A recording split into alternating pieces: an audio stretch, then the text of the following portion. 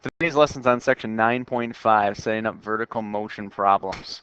This is one of the common types of problems we're going to see in this chapter since it's a quadratic relationship. And just a reminder, what I mean by quadratic relationship is any kind of equation where we have y equals x squared, and x squared is our highest degree, or the degree of that polynomial. Whenever we find out that we're graphing these types of equations in the future, they're always going to model this type of graph, which we call a parabola, but something that has some kind of arc shape, obviously a curve. As you can see from some of the examples here I have on the slides, like the cannon shooting a cannonball up and to the right there, has definitely different arcs that we can follow, and again, we can model equations to model those different arcs. Or down here, the bottom left one, the football player kicking the ball in the air and then falling back to the ground.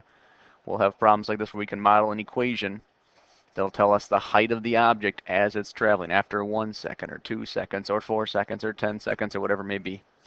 As we go on in the chapter further, notice how these first two pictures I've got kind of examples of maybe objects that start on the ground and are sent into the air.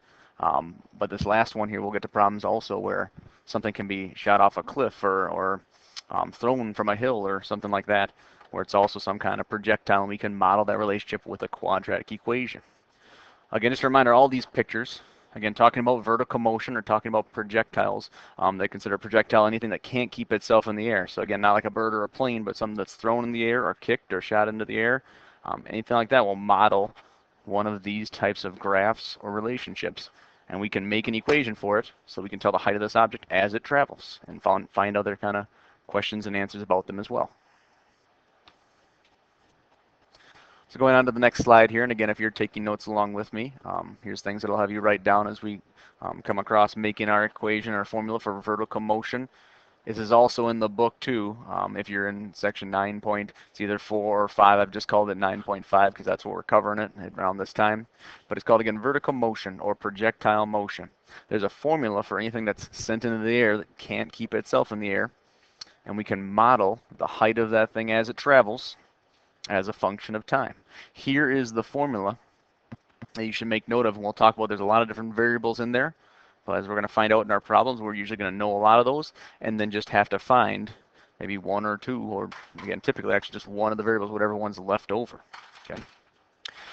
I have 4 different variables, and you can see down below I've got h, t, v, and s, my 4 variables. H, I'm going to talk about as the height of the object as it travels.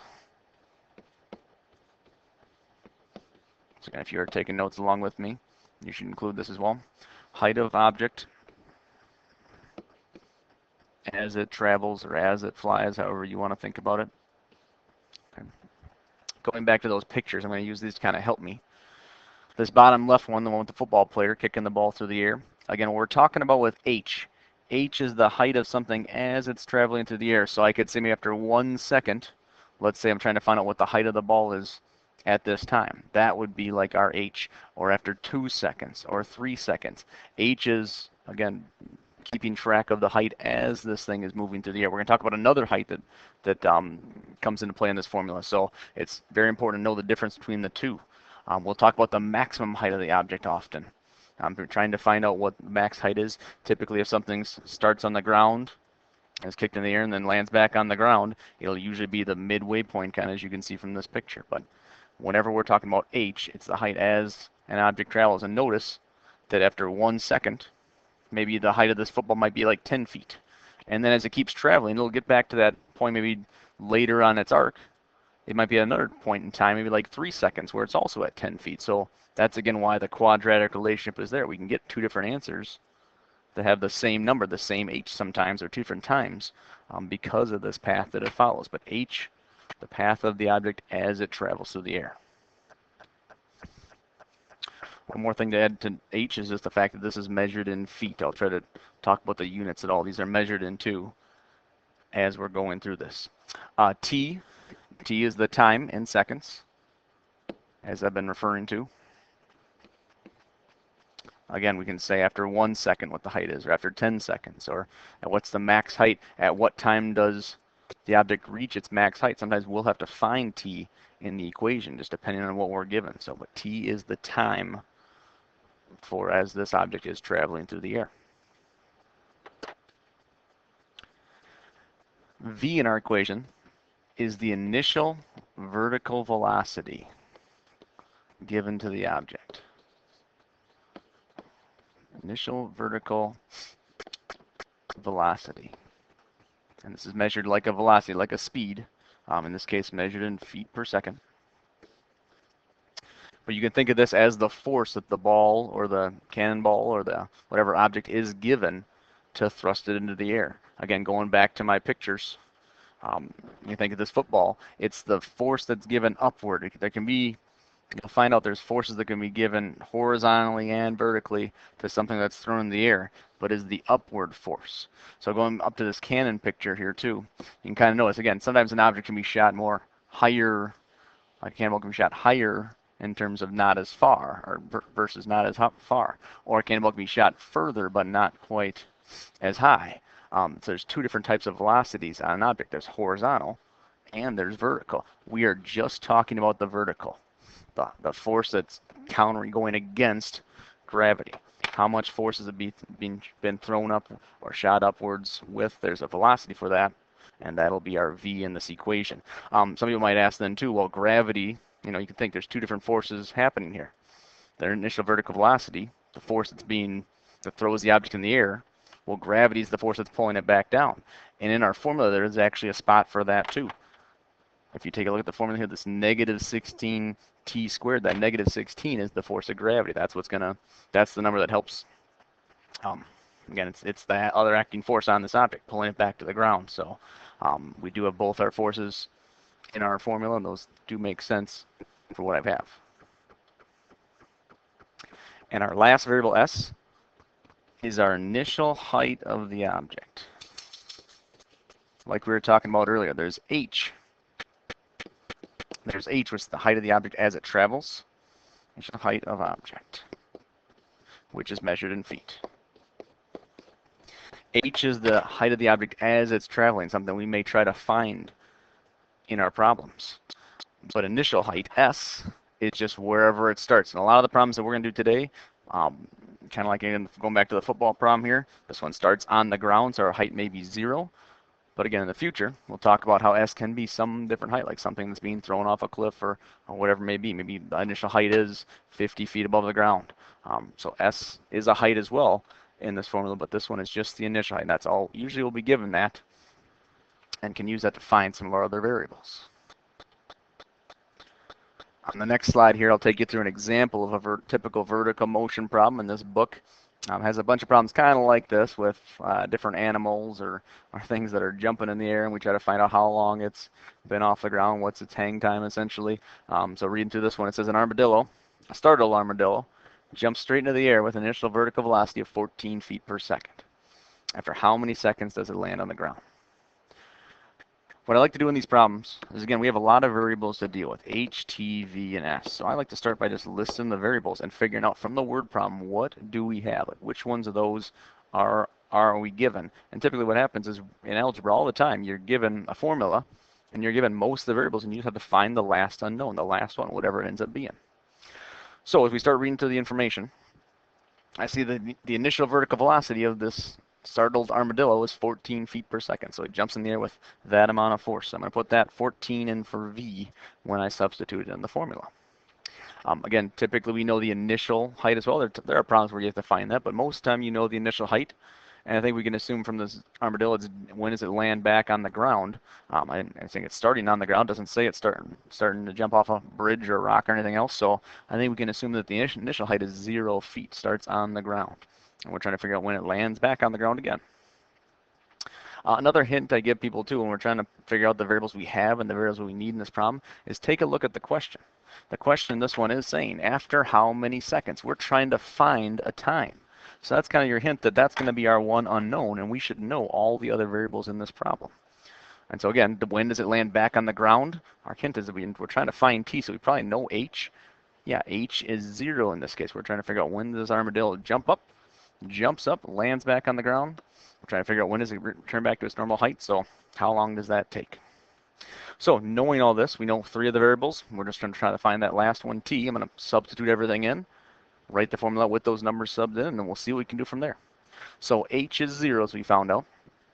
H equals negative 16 t squared plus v is 14, so 14t plus, and then I guess I could put plus 0, but I really don't have to, right? I can just leave that off the equation. So there's now, with me substituting everything in that I know about the problem, here's how this equation would start to set up. Good. Now using techniques like we've been doing in class here in terms of factoring and trying to solve something like this, it's a quadratic because I've got t squared, right? So I know it's some kind of quadratic equation. I should look to factor. And I already do have it set up because I've got 0 by itself. The equation's solved for 0. So I can start to factor things on the right side. Now as I look at this, I know a technique we've talked about a lot in class is whenever the leading coefficient in a problem is negative, it's usually just kind of nice to maybe move everything to the other side of the equation and make that leading coefficient positive. It's just a little easier for things we've been working on. So I'm going to do that. I'm going to add 16t to both sides of the equation. And I'm going to subtract 14t from both sides of the equation. So essentially just move my two terms over to the left, which seems like a small thing, but it will help with my factoring. It'll apply with all the rules and that we have learned for factoring. So now I'm left with 16t squared minus 14t equals 0. So now, remembering our rules from factoring, the first thing I usually like to do is see if I can factor out a monomial, like kind of like reverse distribution. What can I factor out of each of these terms? And I see they're both divisible by 2. And also I have a factor of t that I can pull out of each of these. So I'm going to factor out a 2t out of each one of these terms. I'll be left with 8t minus 7 equals 0. And now I should be able to get to both of my answers. So as a reminder, what we're trying to do when we find our solutions, in this case for t, is trying to figure out what can I plug into each of these variables of t that'll make this equation equal to 0. And from this first one, I see that I could plug in 0. That's probably my option. So t equals 0, because 0 times 2 and then times everything else would be 0 as well. My other expression here in the parentheses, sometimes it helps to pull that off to the side. And if I'm trying to solve, again, what could t be to make this equal 0? Make a little equation that says 8t minus 7 equals 0. And then I'm just going to solve that like we've done with many linear equations in the past. Add 7 to both sides. 8t equals 7. Divide both sides by 8. And I'm going to find that t equals 7/8. Now, in a lot of book problems, you could probably just leave it as 7/8. But in a problem like this, like an actual kind of word problem, I probably will find that answer out. So it probably makes more sense to actually write an answer like the armadillo didn't hang in the air for 7/8 of a second. We'll find the answer for a word problem like this. So I'm going to list it as 0 and 0.875 seconds. Now, we talk about this in class too with other word problems. Again, we get two answers here, and one of them probably makes sense as our answer, and the other one, it still might make sense, maybe just not be the answer to our problem. I think our, less than 1 second, our 0.85 seconds, that's probably our answer. Just a reminder though, the 0, you can kind of put an X to that because we know that's not the answer, but I always want you to show that still in your work because 0 still does kind of make sense. Think about it. What's happening at time 0? At time 0, if here's our little armadillo, okay, at time 0, he just hasn't jumped up in the air yet. So at time 0, yes, he's still on the ground. Then he jumps up, lands back on the ground 7/8 of a second later. But time 0 also still makes sense. Those are both the times. Both of these two times are the time when the armadillo is on the ground. I'm going to set up one more problem just as a help. This is actually the first problem on the homework for tonight. It says, solve the problem using the vertical motion model. When trying to dunk a basketball, Jason jumps off the ground with an initial vertical velocity of 12 feet per second. Unfortunately, does not touch the rim. Write an equation that models Jason's height as a function of the time since he jumped off the ground. Now, on a quiz or on assignment or anytime, I would never have you have to memorize this equation. We probably use it enough, though, where you may start to memorize it. But I would always have that on the board or have that given to you. H equals negative 16t squared plus vt plus s. And again, I'm going to start off this problem. Part A wants me to write an equation. Typically, h and t are like the variables, almost like x and y, that I'm going to leave in the problem. And I'm usually given v and s as like the initial height and the initial vertical velocity for this problem. And as I read through there, it looks like, yes, initial vertical velocity for Jason jumping looks like 12 feet per second. and he's jumping, we assume off the ground. Again, doesn't say anything different, so I'm going to assume that he's jumping off the ground. He's going to land back on the ground, so my initial height's going to be 0. So in part A, typically we still have h and t in our equation, just like when you write, let's say, like the slope-intercept form equation, y equals 2x plus 3, something like that. Well, same thing here. H and t are like our x and y. So this equation is going to be h equals negative 16t squared plus 12t. And that's how I want to leave. That's like our part A. That's our initial equation that we're going to work with. Then in part B, now we're going to answer some question using that equation we just made. How many seconds is Jason off the ground? Again, this one's asking how many seconds is he off the ground. We're like, it's asking us for a time, right? How many seconds? So good hint that we probably know what h is now for part B. And if we're finding out that he jumps up and doesn't touch rim and lands on the ground, well, we're trying to find out when is he landing back, how long is he in the air, how many seconds is that until he lands back on the ground. So when is h 0 again? So starting to fill those numbers in for our formula, just like we did before. 0 equals negative 16t squared plus 12t. Like the other problem, I'm going to move everything to the left side of the equation. It's a small thing, but it does help just with factoring with signs. So I'm going to add 16t squared to the other side. So now it's positive 16t squared. I'm going to subtract 12t, and that's all going to equal 0. Again, seems like a small thing, but I would do that, and just keep an eye on your signs when you do. Make sure you switch them both. Good, starting to factor. What can I factor out of both of these two terms, 16 and 12? The numbers, I can take out a 4. And then I also see that I have a t common to both of them, so I'm going to take out a 4t. I'll be left with 4t minus 3 in parentheses equals 0. And then finishing up to solve here, again, what can t be? I see that I can't factor anymore because there's no more t squareds. So now it's time to find my solutions. What could t be? What numbers could I put in here and here to make this expression equal, or make this equation equal 0? Well, if I put it into here, I think 0 is usually the solution when I have a t outside the parentheses, so 0. And then this 4t minus 3, again, especially if it helps, pull it off to the side for just a second. I want to know when this expression is equal to 0. So it would be like I would add 3 to both sides of this equation. And then I would divide both sides by 4, and I'll get 3/4 of a second. Or again, t equals 0 and 0.75 seconds. Again, between these two answers, they both can kind of make sense. Time 0 is when he hasn't jumped yet. So yep, he's still on the ground, but I'm going to guess that's not our answer. 75/10 of a second, or 75/100 of a second is probably our answer.